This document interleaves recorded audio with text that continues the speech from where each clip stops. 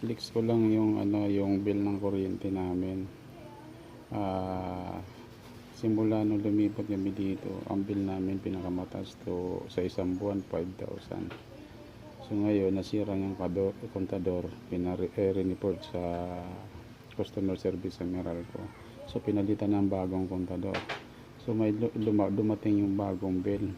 Sa unlupit. Itingnan nyo guys. So yan. Yan. Yung generation 7,000. Tapos 2,000 yung yung system loss. Grabe.